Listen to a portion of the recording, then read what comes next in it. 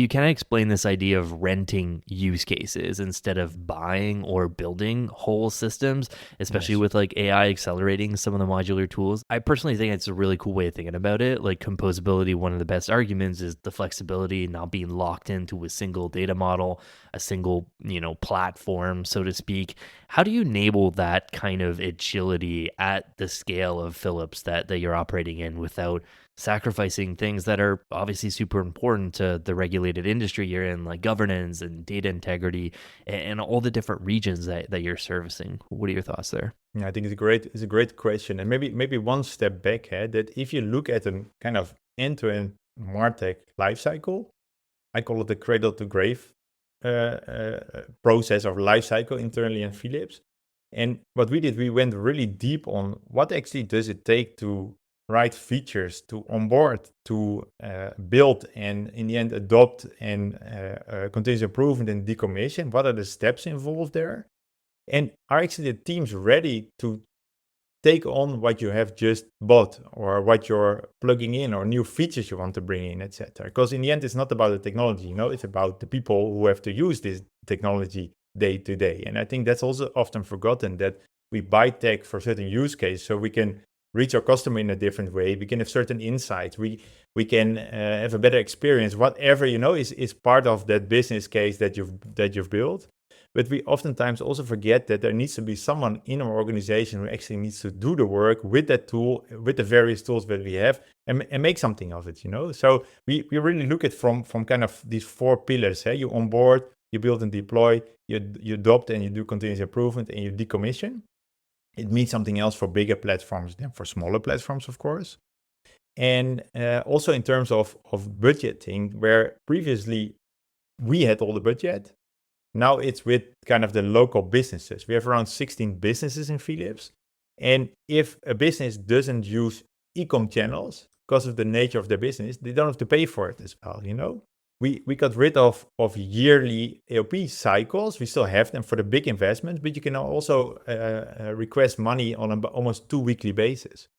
And I think always related to platforms or tools, and to go back to your question, Phil, for me, there's always three options, basically. You can do as global, you can challenge the global setup, or you do it yourself.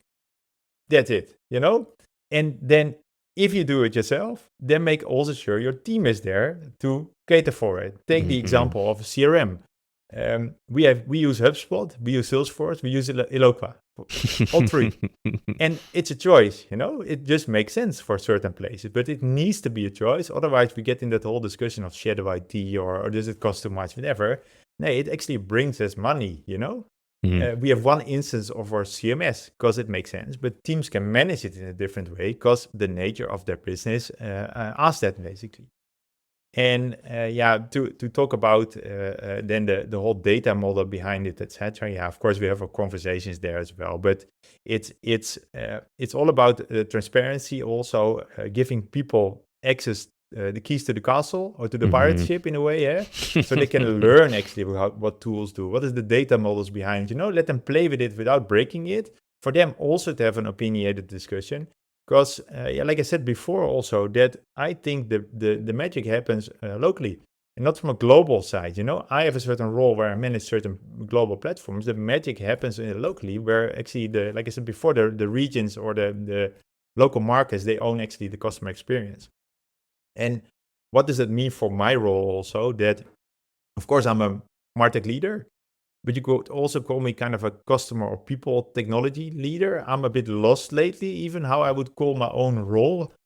We can get towards that question later, because I'm sure you have something for me there, Phil, to explain that.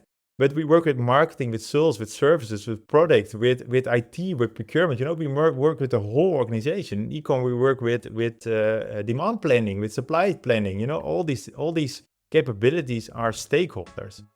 And of course, I manage a team also, but it's all about, through that end-to-end revenue cycle, make sure it fits together, it works together, and to get it through seamlessly. And I think it's also, it's very important that we don't restrict ourselves purely by a scope or a team. I should, for example, not have only marketing in mind. I should think brand, but also downstream impact of customers, of course.